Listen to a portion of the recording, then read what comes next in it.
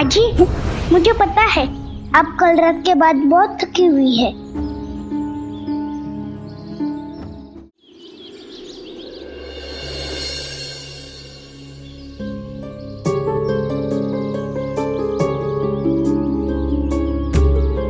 अगर इसने फिर से यहाँ गंदगी फैलाई या शोर मचाया तो मैं जाके साईं से कह दूंगा कि वो इसे अपने साथ द्वारका में ही ले जाए। इससे हम क्यों परेशान हो?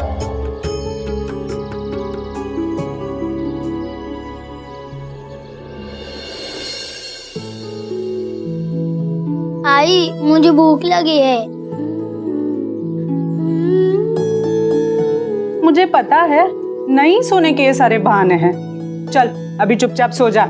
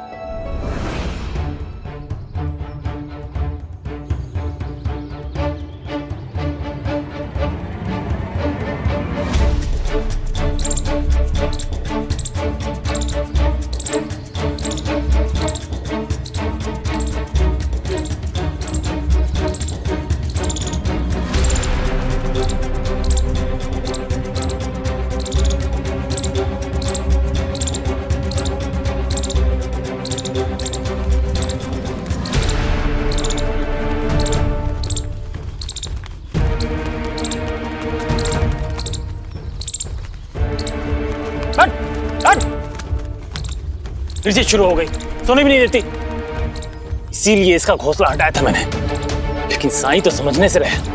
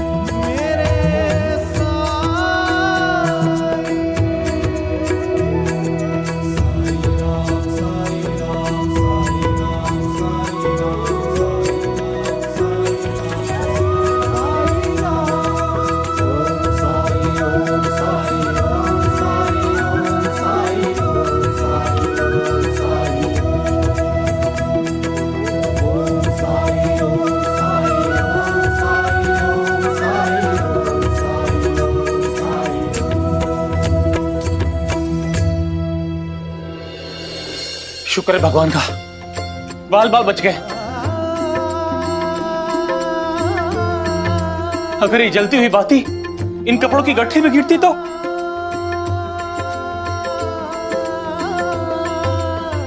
पूरे घर में आग लग जाती। साईं, आपको कैसे पता चला?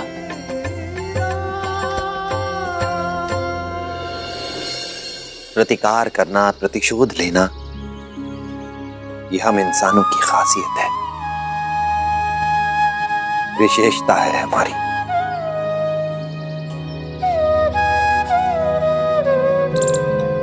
इस नन्हे पंछी से आपको परेशानी हुई तो आपने इसका घोंसला ही हटा दिया, इसके अंडों को दूर कर दिया इससे, पर फिर भी इस पंछी ने आपकी बात का बुरा नहीं माना, आपसे कोई दुश्मनी नहीं ठानी इसने। जब आपके बेटे पर खतरा आया तो इसने आपको सूचित करना चाहा, सावधान करना चाहा आपको, लेकिन फिर भी आपने इसे भगा दिया। पर चिड़िया ने हार तब भी नहीं मानी। ये मेरे पास आई, मुझे बताया, और केवल इसकी सूचना की वजह से मैं सही समय पर पहुंच सका।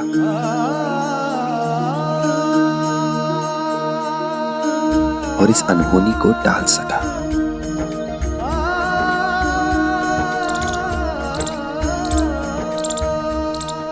अगर ये भी हम इंसानों की तरह होती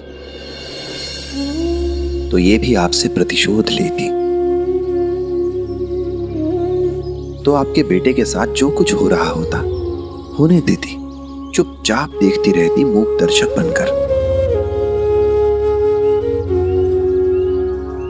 आपका घर चलता रहता और ये खामोश रहती।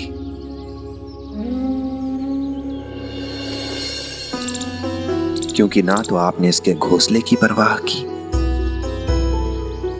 और ना ही इसके अंडों की फिक्र की आपने। इसमें इस चिड़िया का घोंसला और इसके अंडे हैं।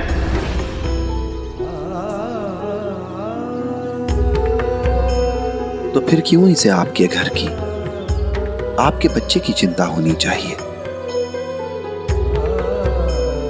बस यही एक सूक्ष्म सा अंतर है हम इंसानों में और अन्य जीवों में। हम केवल अपने बारे में सोचते हैं, अपने हितों के बारे में सोचते हैं, और ये सबके लिए। अब बताइए,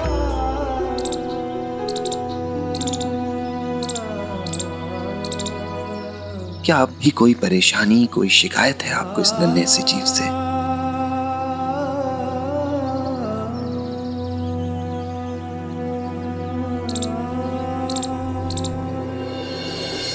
नहीं साईं, सच कहूं तो मैं इस चिड़िया से अपने व्यवहार के लिए माफी मांगता हूं।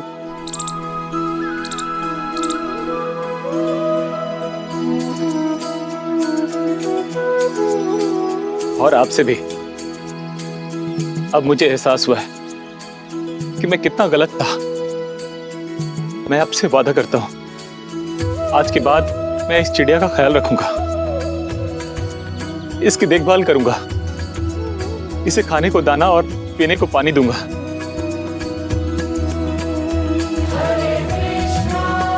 और सिर्फ यही नहीं, आज के बाद मैं हर पशु पक्षी का ख्याल रखूंगा साईं।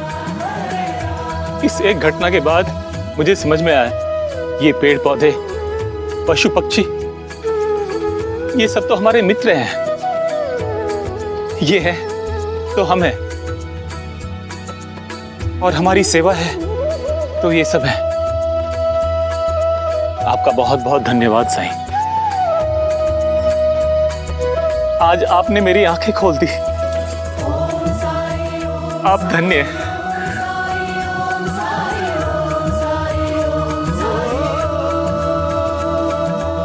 राम जी भला करे।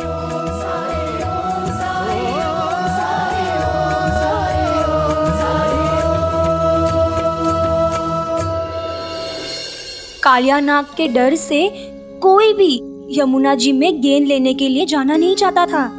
कालिया नाग नदी में रहता था? हाँ, और वो बहुत बड़ा सांप था। कितना बड़ा? इतना? नहीं, और बड़ा। इतना? इस घर से भी बड़ा। मैं भी उनकी तरह बहादुर बनूंगा। बिल्कुल बनोगे। लेकिन तुम जानते हो, जितने भी बहादुर लोग हैं ना, वो बहादुर होने के साथ साथ बचपन से ही शक्तिशाली है, शरीर से भी और दिमाग से भी। तुम जानते हो क्यों? क्योंकि वो समय पे खाते थे और समय पे सोते थे, इसीलिए वो स्वस्थ और चुस्त रहते थे। चलो, अब तुम भी सो जाओ।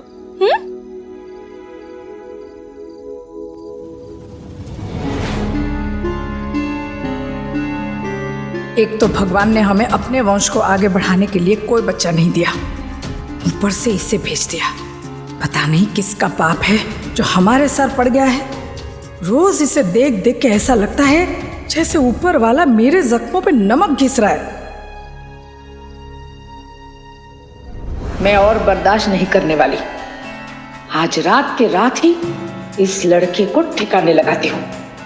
इसे उठाकर किसी दूसरे गांव में छोड़ दूंगी, जहां ये किसी और का सरदर्द बने।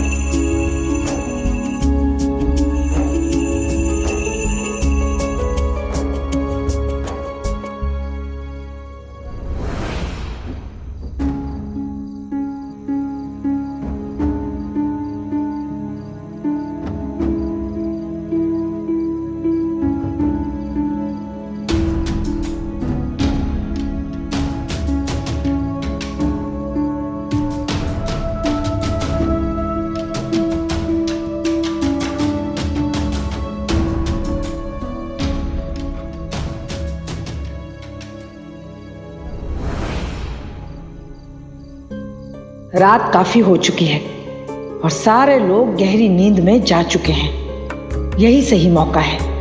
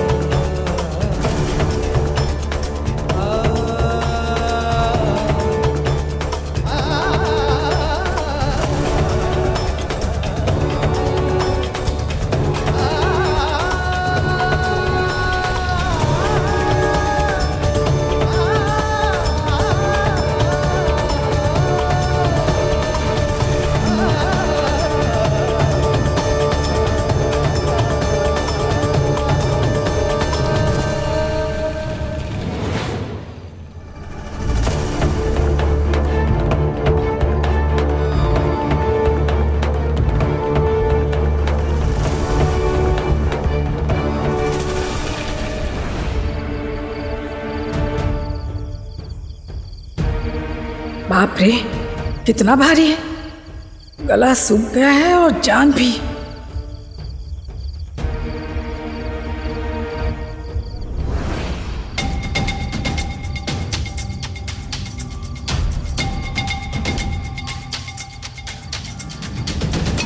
लगता है पास ही कोई झरना है।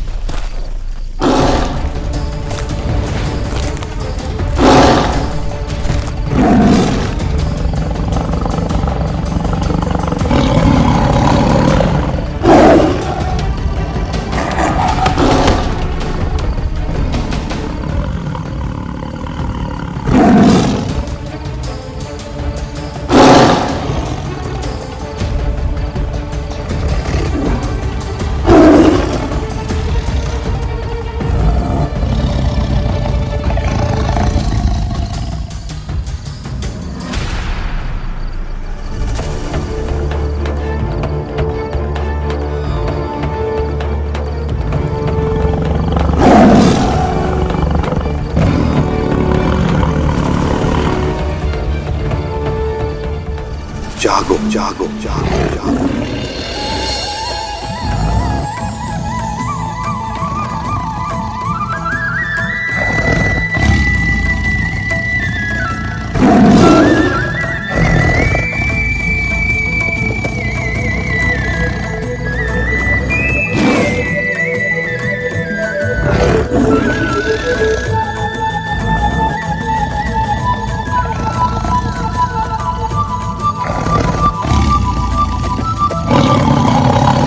शेर जी,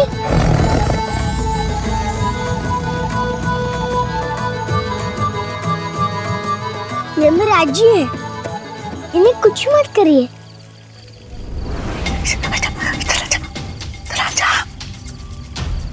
आजी, आज आई ने मुझे श्री कृष्ण की बहादुरी की कहानी सुनाई थी।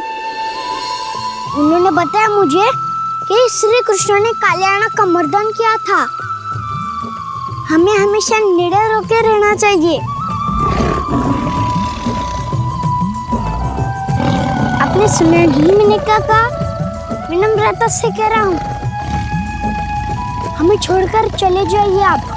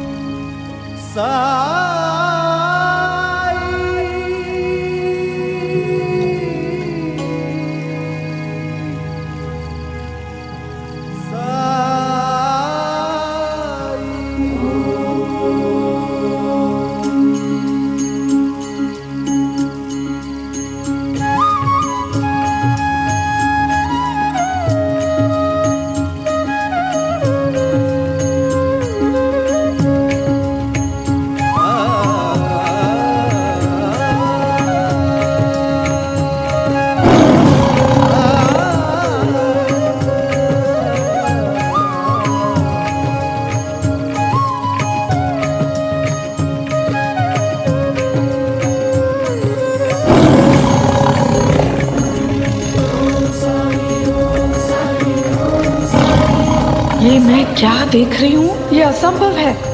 शुक्रिया।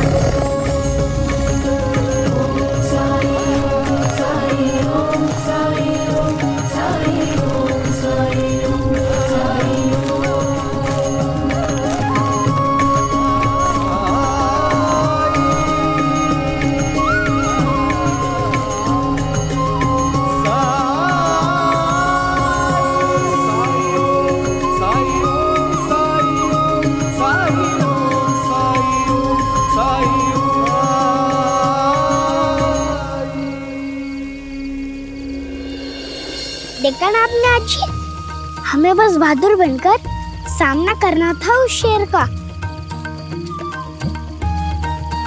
मैंने शेर को जाने के लिए कहा तो वो चला गया। अब गिर कैसे गया जी? और हम यहाँ कैसे आए? निकलते निकलते कहा? अपने घर। और कहा?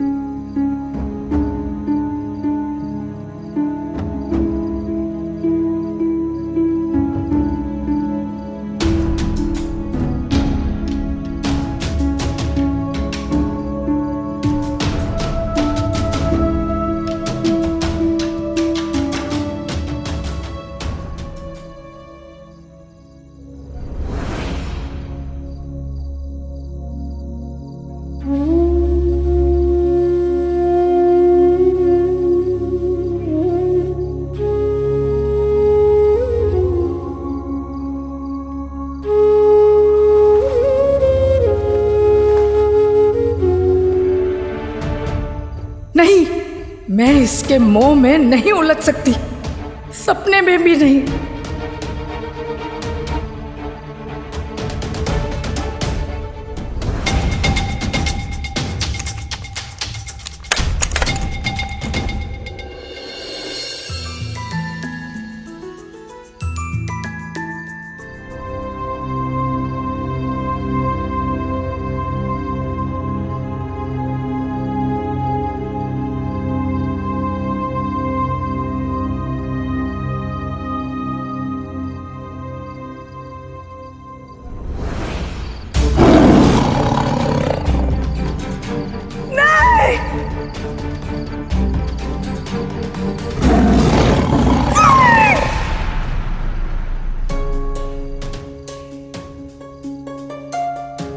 ये कैसा स्वप्न था? ये क्या होता जा रहा है मुझे? नहीं, मैं उस बच्चे के प्रति जरा भी नर्व नहीं पड़ सकती।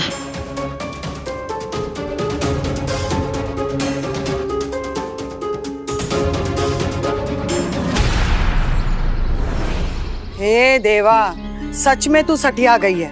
अरे वो एक छोटा सा बच्चा तुझे शेर से कैसे बचा सकता है? हाँ? वो कोई शेर वेर नहीं होगी, कोई जंगली बिल्ली। रात के अंधेरे में तुझे लगा होगा कि वो शेर है। देख सरस्वती, इन दिनों मैं जरूर परेशान हूँ, लेकिन इतनी भी अक्ल कम नहीं हो गई है कि शेर और बिल्ली में फर्क ना कर सकूं। इस बच्चे के आने के बाद मेरी जिंदगी में बहुत विचित्र घटनाएं हो रही है सरस्वती।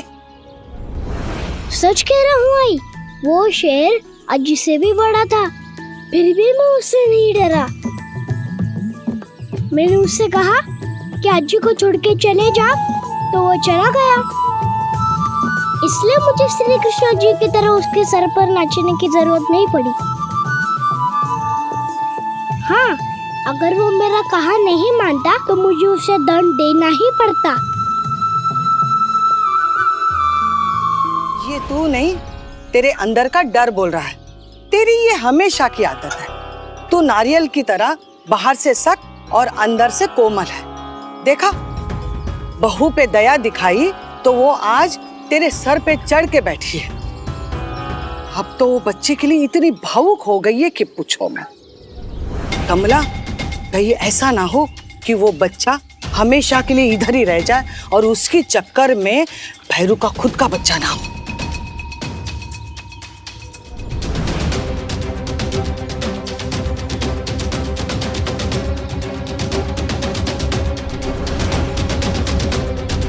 शेर जी,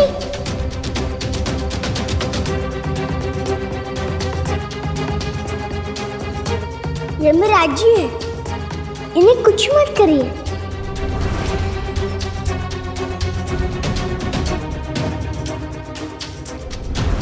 इस बच्चे में कुछ तो असामान्य है। आपको विश्वास नहीं हो रहा है कि मैं सच कह रहा हूँ? कालिया नाग की कहानी सुनकर जरूर तुमने बीती रात सपना देखा होगा। ऐसा अक्सर होता है।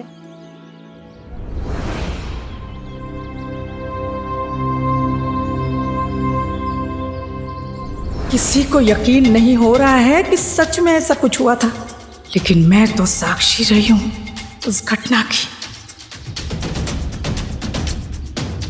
आजी,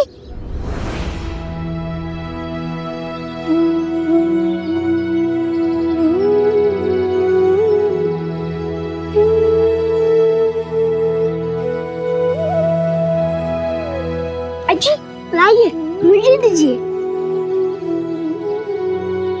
रहने दे, भारी है। चल।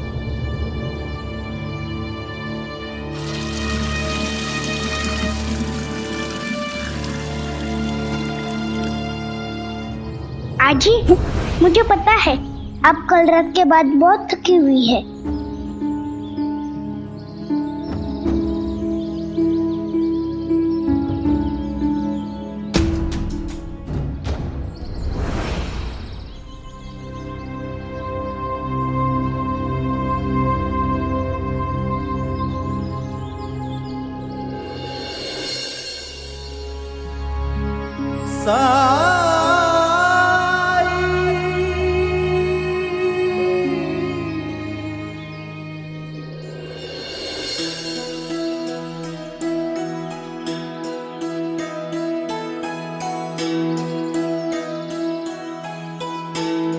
साई,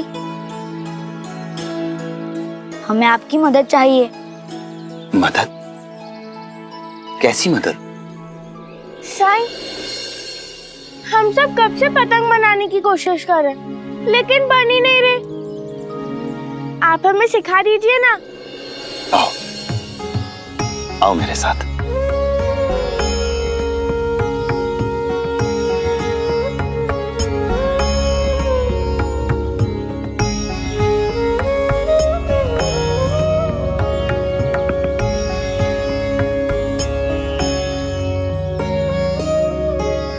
दो।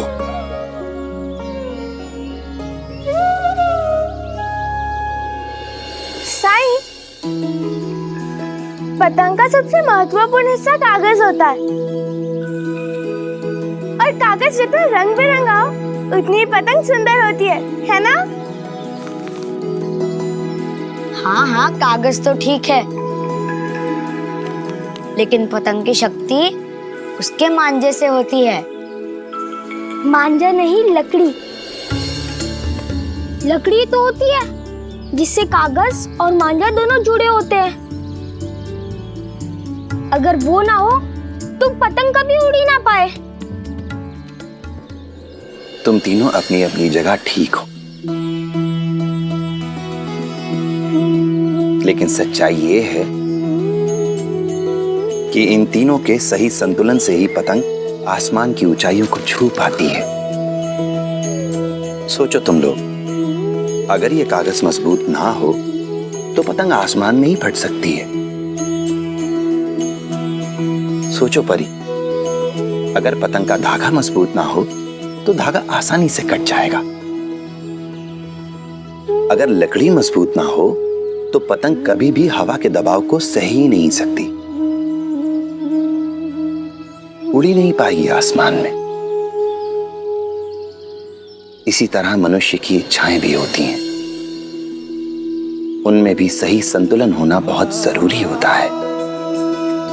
सबकी अपनी इच्छाएं हैं, और अपनी इच्छाओं को पूरा करने के लिए प्रयास करना ये बहुत अच्छी बात है। लेकिन किसी एक इच्छा को पूरा करने के लिए उस पर अपना सारा बल, अपना सारा ध्यान केंद्रित कर देना और बाकी जरूरतों की अनदेखी करना, ऐसा करने से इंसान का जीवन कभी भी ऊंचाइयों को नहीं छू सकता। आओ पतंग बनाते हैं।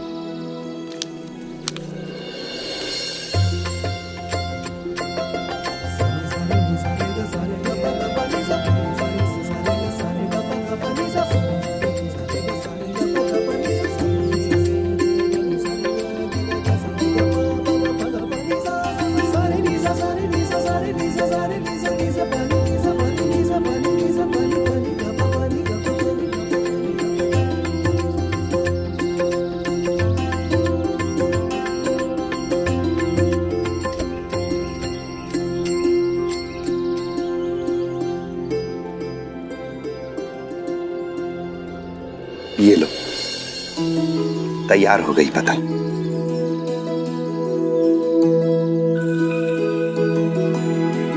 देखना, तुम्हारी पतंग अभी काट दूंगा। अच्छा, अभी दिखाता हूँ तुम्हें। अच्छा, देखते हैं। हे भगवान, तुम दोनों फिर शुरू हो गए। यस!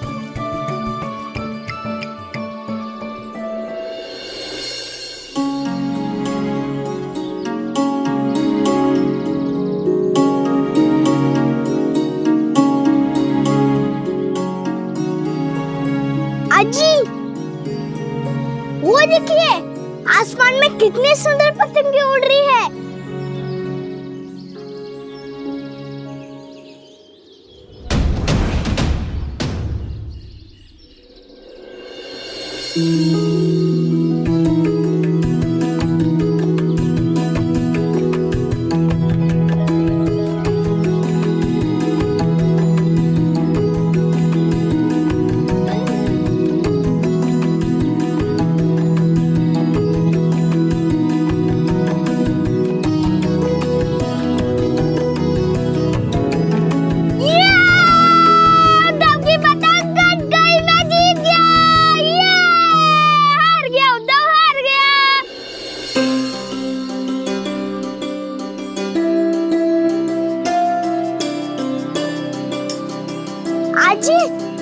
देखिए, एक पतंग कट गई और वो नीचे आ रही है। वो मुझे चाहिए। अरे वो पतंग बहुत दूर है, तेरे हाथ में नहीं आएगी, छोड़।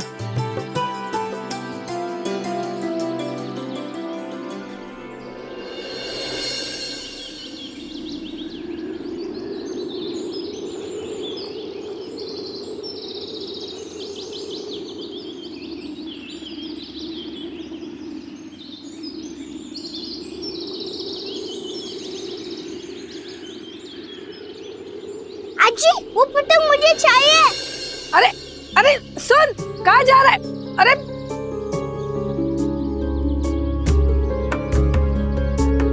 कहीं भी जाए, मुझे क्या लेना देना उससे।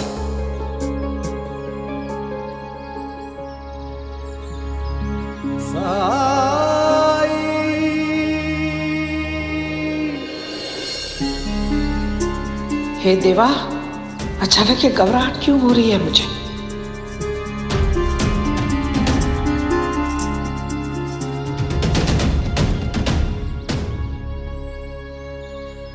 मुन्ना,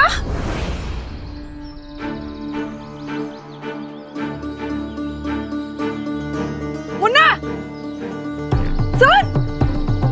अरे मुन्ना,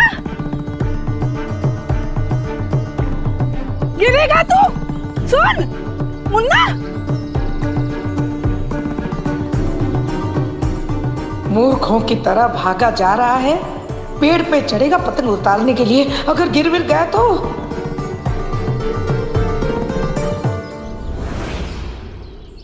वो रही मेरी पतंग।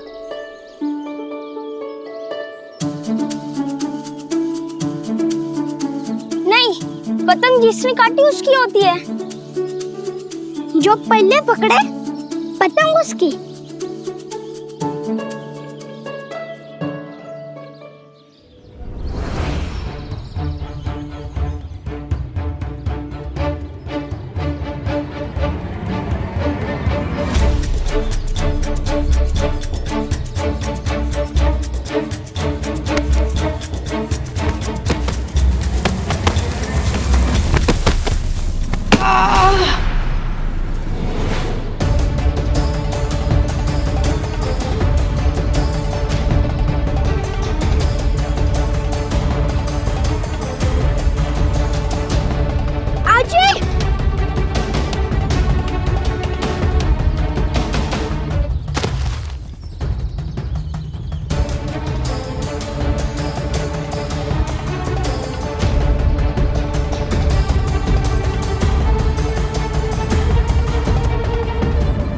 ये तो चंपा की सासू माँ है।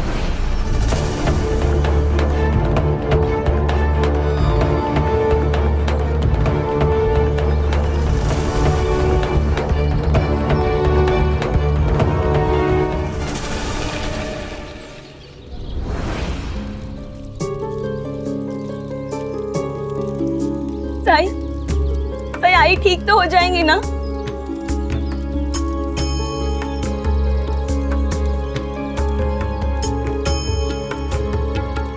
मैं भी कैसा मूर्खों जैसा सवाल पूछ रही हूँ। आपके शरण में आकर किसकी पीड़ा दूर नहीं हुई है?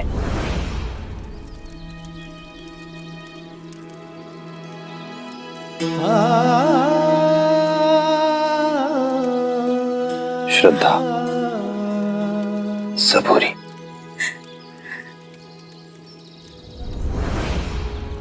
तो ठीक कह रही है चंपा, साईं के शरण में किसी की भी पीड़ा दूर हो सकती है।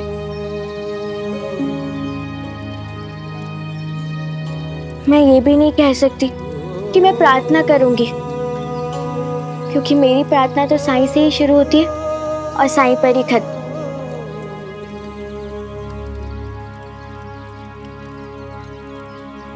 तो चिंता मत कर, सब ठीक हो जाएगा।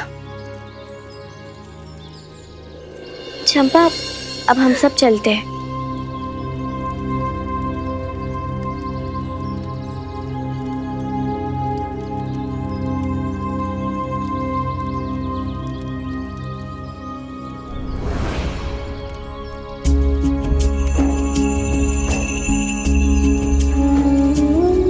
साई, आपके इलाज से तो लोग एक पल में ठीक हो जाते हैं ना, फिर आई उठ क्यों नहीं रही?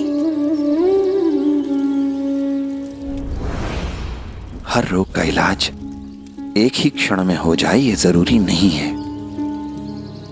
कुछ रोग पर निर्भर करता है, कुछ रोगी की मनोदशा पर। हो सकता है इनकी इच्छा शक्ति अभी इस अवस्था से निकलने की ना हो।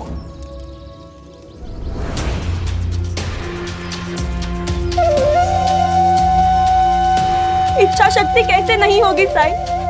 आई को होश में आना ही होगा। आई आई आई आंखें खोले ना। आई आई उठे ना। आई आपको उठना ही होगा।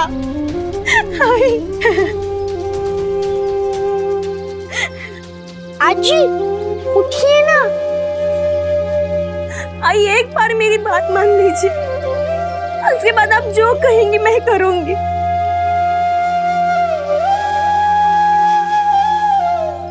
आई मैं वादा करती हूँ, आप कहेंगी तो मैं तांत्रिक के पास भी जाऊंगी। कोई भी काढ़ा पीऊंगी। आई आंखें खोलिए ना। आई आप कहेंगी तो मैं आपके बेटे को छोड़कर चली जाऊंगी, ताकि वो दूसरी शादी कर सके।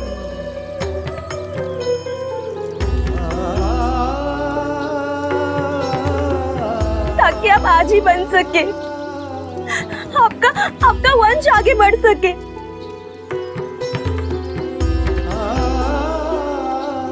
मेरी गलती की सजा आप सबको मत दीजिए।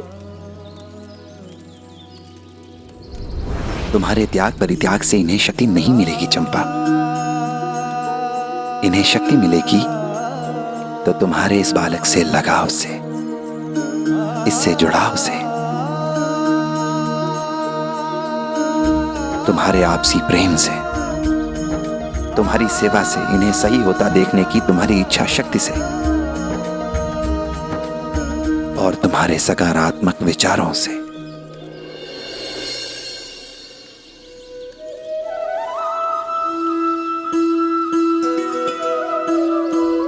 मैं सेवा करूंगी साई, मैं अपनी जान लगा दूंगी, लेकिन मैं आई को वापस होश में लाकर रहूंगी।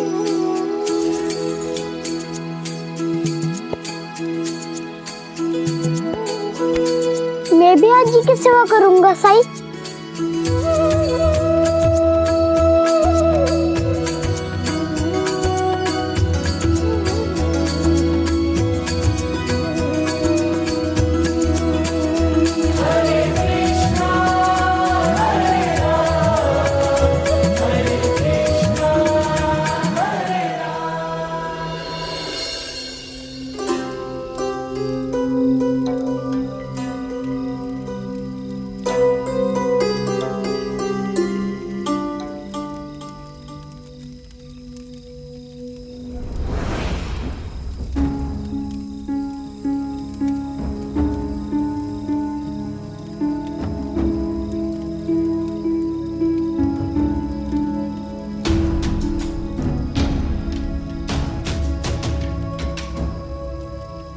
चंपा, तुम कुछ खा लो। अभी नहीं काकी, पहले आई को होश आ जाए, फिर ही मैं खाने के बारे में सोचूंगी।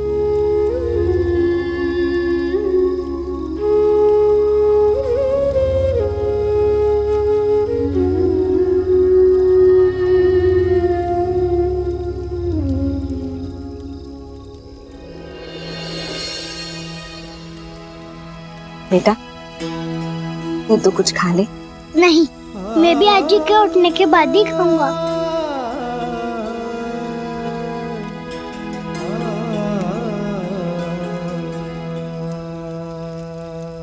चंपा के साथ क्या कुछ नहीं किया कमला ने। उतना सब कुछ सुनने सहने के बाद भी चंपा इतना ख्याल क्यों रख रही है कमला का?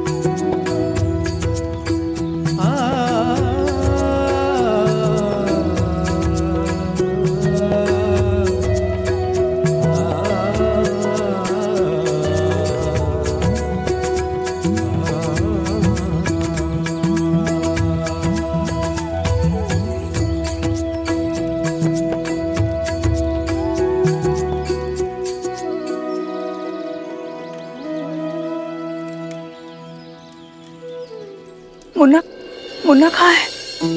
वो ठीक तो है ना? उसे चोट तो नहीं लगी ना?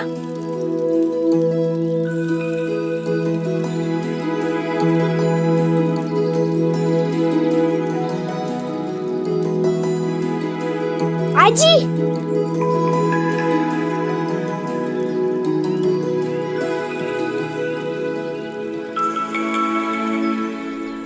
मैं ठीक हूँ आजी। आप ठीक है ना? तुझे सही सलामत देख के मेरी सारी तकलीफ दूर हो गई।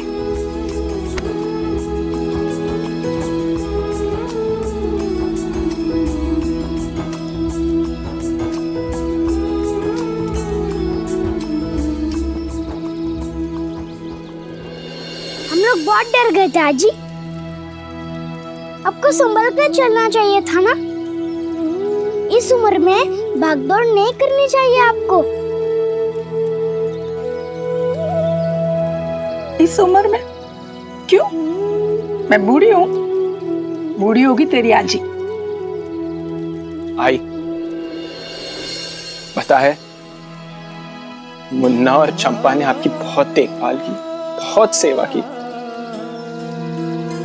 दोनों ने रात से कुछ खाया भी नहीं है और चंपा वो तो सोई भी नहीं है।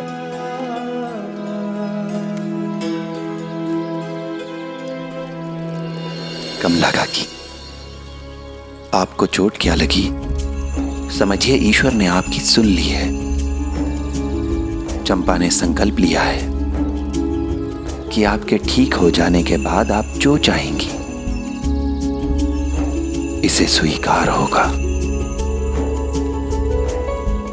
मैं चाहूंगी। क्या चाहूंगी? जैसे आप चाहें तो इसे दोबारा तांत्रिक के पास ले जा सकती हैं, या फिर आप चाहें तो चंपा को घर से बाहर भी निकाल सकती हैं, भैरू की दूसरी शादी कराने के लिए।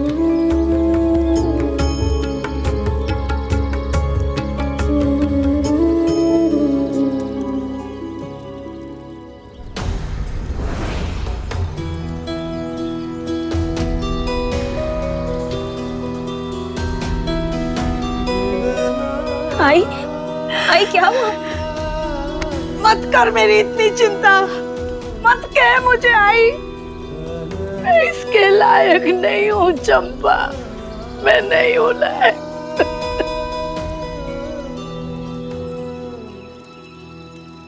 आई आप ऐसा क्यों कह रही है?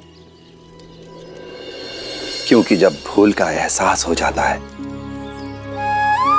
तो अपने पापों की गठरी जैसे बोझ लगने लगती है।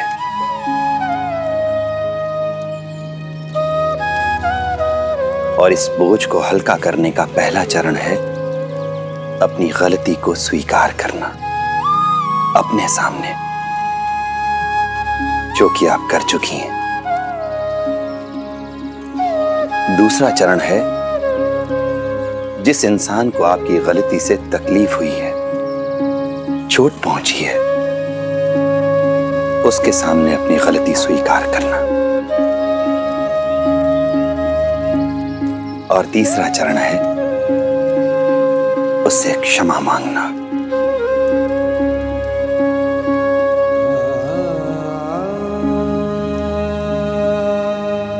चंपा ने और इस बच्चे ने मेरी इतनी सेवा की, जबकि मैंने इनके साथ इतना बुरा व्यवहार किया।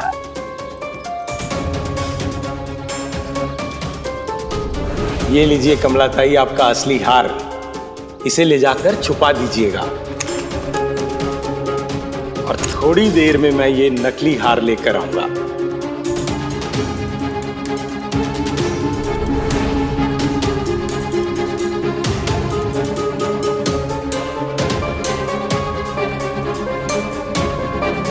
सरस्वती, वो लोग अभी तक आए क्यों नहीं?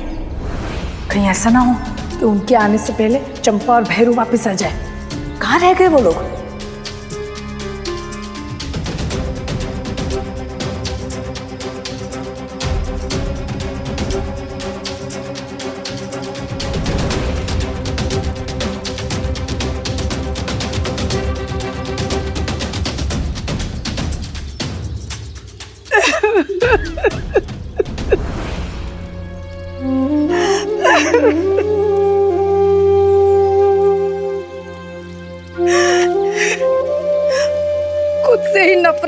लगी है मुझे।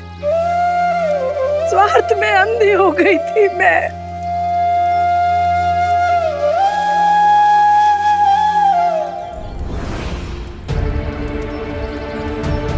आई, मुझे समझ नहीं आ रहा है कि आप पे यकीन करूं या मतलब आपके कारण मैंने चंपा को घर से बाहर निकाला, दूसरी शादी के लिए हाँ कर दी। आप अपने बेटे के साथ ऐसा कैसे कर सकती है?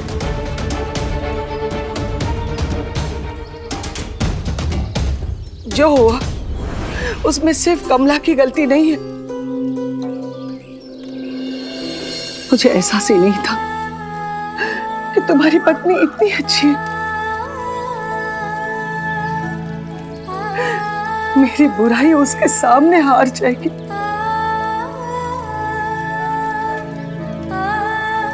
मैं समझ ही नहीं सकी ये हीरा है, हीरा लाखों में एक है।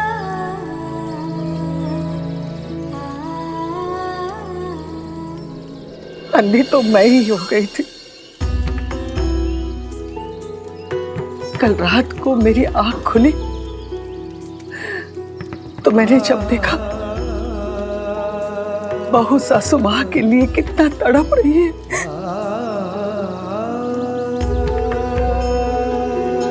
इतना सब कुछ होने के बाद भी इतना सारा प्यार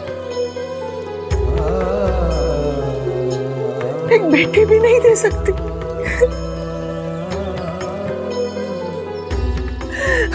कमला, ये बहू बेटी से भी बढ़कर है।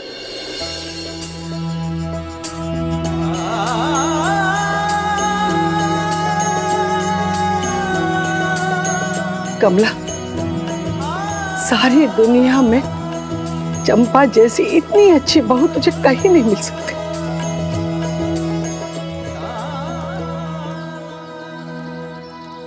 मुझे माफ कर दे भैरू। स्वार्थ के अंधकार में मुझे और कुछ भी दिखाई नहीं दिया। साई के समझाने के बाद भी मैंने ये नहीं माना कि मेरे पास तो पहले से आदर्श परिवार है।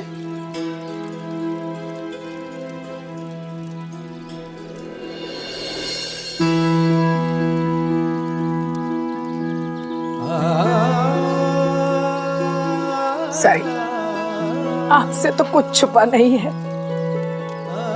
अब सबको क्षमा करते हैं।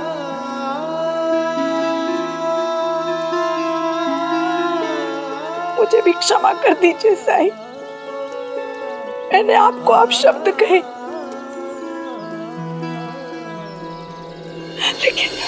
लेकिन अब मुझे कोई भ्रम नहीं है। सब कुछ साफ नजर आ रहा है।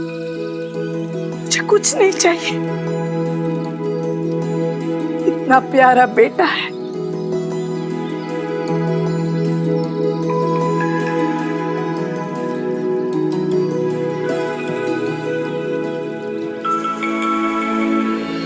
इतने अच्छे चरित्र और व्यक्तित्व से धनी बहू है, और ऊपर से ये नटखट। इसके अलावा मुझे और क्या चाहिए साई? मैं जानती हूँ तुम सब मुझे स्वीकार नहीं करोगे, मुझे माफ नहीं करोगे, लेकिन अगर करते हो तो मैं वादा करती हूँ भविष्य में दोबारा ऐसी गलती कभी नहीं करूंगी।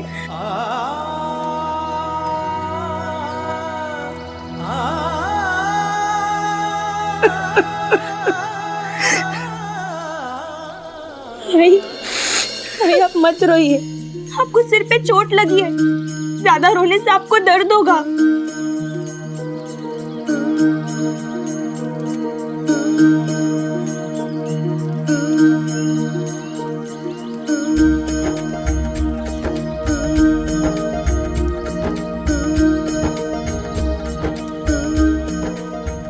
आई,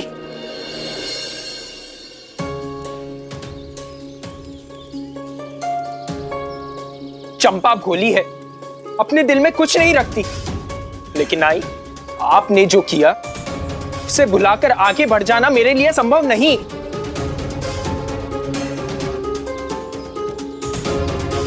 कैसे भुला दूं कि आपने मेरी गृहस्थी उजाड़ने की कोशिश की? कैसे भुला दूं आपने मुझसे झूठ बोला? कैसे भुला दूं आपने मेरा भरोसा तोड़ा? कैसे भुला दूं आपने मुझे उकसाया? मैंने अपनी पत्नी के साथ दुर्व्यवहार किया।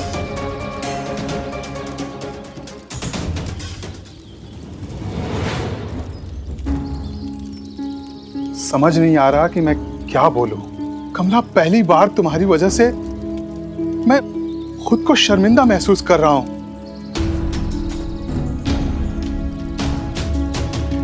तुमने जो किया उसे माफ करना न करना भैरू के ऊपर है। लेकिन अगर भैरू ने माफ नहीं किया तो तुम मुझसे भी कोई उम्मीद मत रखना।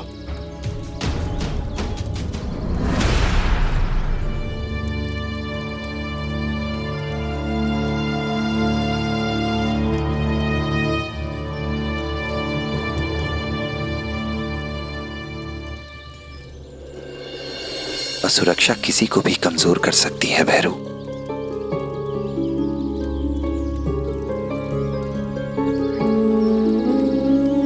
और तुम्हारी आई के जीवन पर असुरक्षा का बहुत प्रभाव रहा है।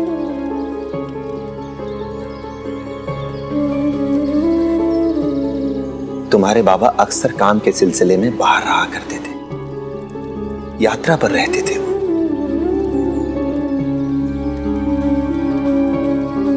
इसलिए तुम्हारी आई की आदत हो गई सब कुछ अकेले करने की, अपने तरीके से करने की।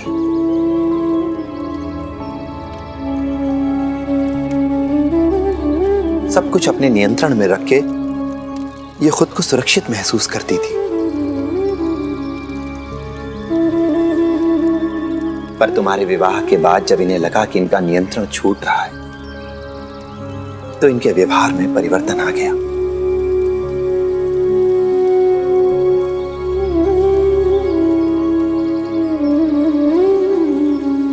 ये खुद को असुरक्षित महसूस करने लगी। पर समझने वाली बात यह है इन्हें अपनी गलती का एहसास है।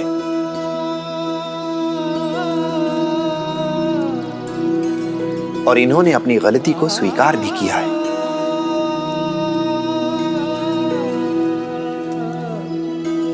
बड़ों से क्षमा मांगना आसान होता है भैरू, पर अपने छोटों से माफी मांगना आसान नहीं होता। फिर भी ये माफी मांग रही है ना।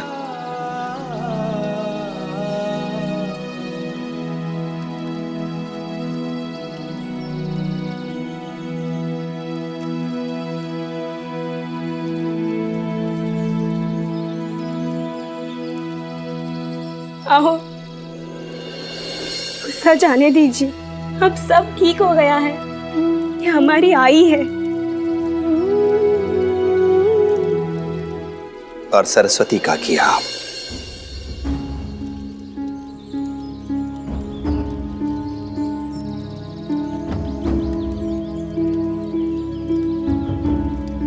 आप जब से आई तब से चंपा को परखना चाहती थी, इसलिए गुणों के बजाय हमेशा अवगुण ही ढूंढती रही उसमें।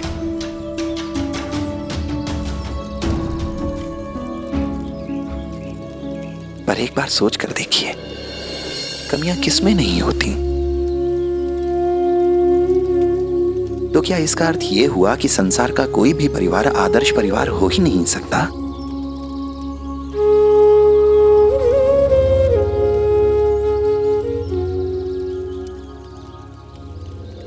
नहीं, ऐसा नहीं है काकी। आदर्श परिवार होता है। वो परिवार आदर्श परिवार है जिसमें लोग एक दूसरे के अवगुणों के बारे में जानते हैं, पर कभी उसके कारण एक दूसरे से द्वेष नहीं करते।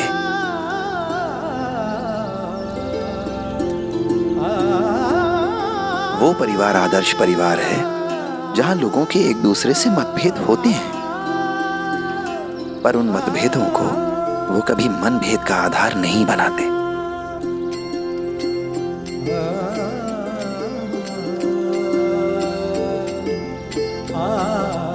वो परिवार आदर्श परिवार है जहां लोग एक दूसरे की कमियों को जानते हैं,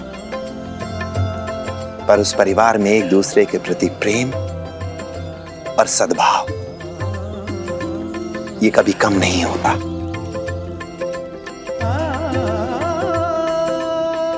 और इन सभी मानदंडों में हमारी चंपा बिल्कुल खरी उतरी है।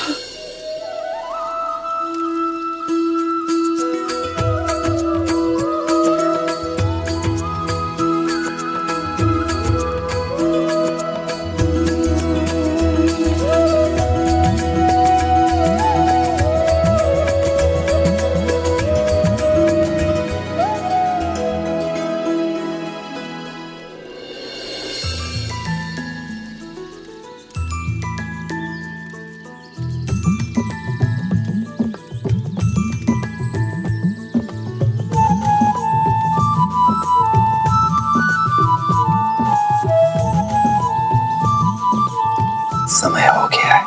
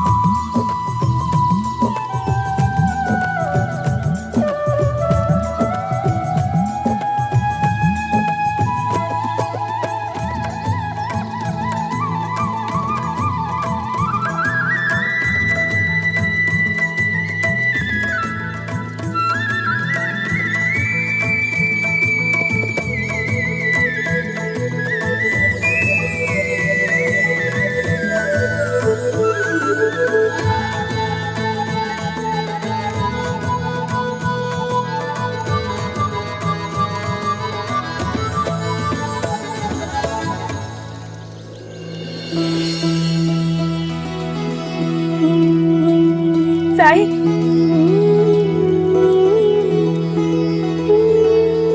साई, आपने आज तक मेरे लिए जो कुछ भी किया है उसके लिए मैं आपकी जन्म जन्म तक ऋणी रहूंगी।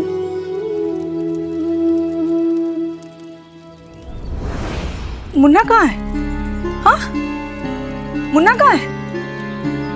मुन्ना कहीं बाहर तो नहीं भाग गया? हाँ, रुक मुन्ना, मैं भी आती हूँ। मुन्ना, मुन्ना।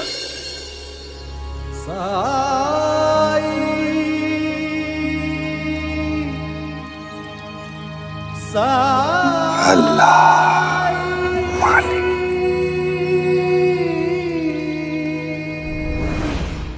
धार्मिक वीडियो सबसे पहले देखने के लिए हमारे चैनल को सब्सक्राइब करें और बेल आइकन दबाएं।